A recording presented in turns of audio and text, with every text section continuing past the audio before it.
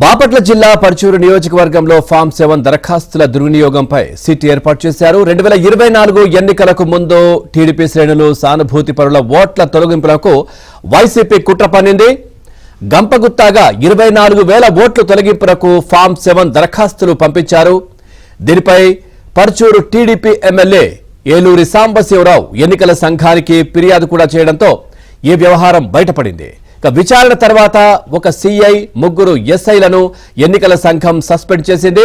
అటు ఫామ్ 7 దుర్వినియోగంపై సమగ్ర విచారణ చేయాలని ఎమ్మెల్యే ఏలూరి ప్రభుత్వాన్ని కోరారు.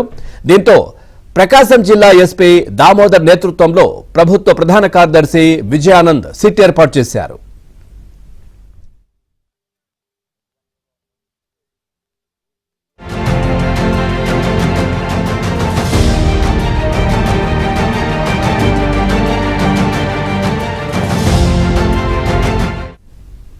గత ఎన్నికల్లో రాష్ట్ర వ్యాప్తంగా ఫామ్ 7 ను ఏ విధంగా వైసీపీ పార్టీ దుర్వినియోగం చేసిందో మనం చూసాం. ఇటు ముఖ్యంగా బాపట్ల జిల్లా పర్చూరు నియోజకవర్గంలో ఫామ్ 7 దరఖాస్తుల దుర్వినియోగంపై ఇటు సిట్ కూడా ఏర్పాటు చేసిన పరిస్థితి. 2024 ఎన్నికలకు ముందు టీడీపీ శ్రేణులు సానుభూతి పరుల ఓట్ల తొలగింపునకు వైసీపీ కుట్ర పన్నింది. గంపగుత్తాగా దాదాపుగా 24,000 ఓట్లు తొలగింపునకు ఫామ్ 7 దరఖాస్తులు అయితే పంపించారు. దీనిపై సమగ్ర విచారణకు సిట్ కూడా ఏర్పాటు చేసిన పరిస్థితి ప్రస్తుతం. ఓవరాల్ గా ఈ అంశానికి సంబంధించి మరింత సమాచారాన్ని మా కరెస్పాండెంట్ వెంకట్రావు అడిగి తెలుసుకుందాం. వెంకట్రావు, పూర్తి డీటెయిల్స్ ఏంటి దీనికి సంబంధించి?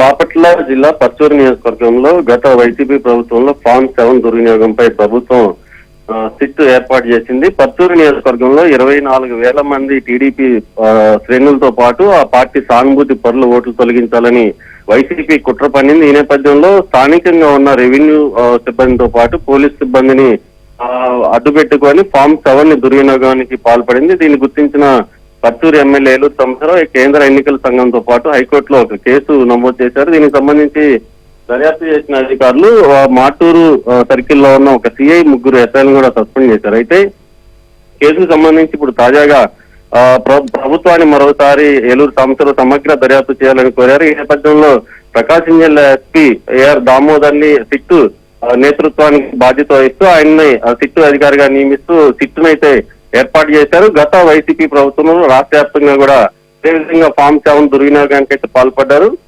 అయితే సిట్టు దర్యాప్తులో ప్రకాశం జిల్లా బాపట్ల జిల్లా పర్చూరు నియోజకవర్గంలో జరిగిన ఏదైతే ఫామ్ 7 దుర్వినియోగం మొత్తం కూడా వెలుగులోకి వచ్చే అవకాశం ఉంది. Pavan, thank you Venkatrao, thanks for the updates.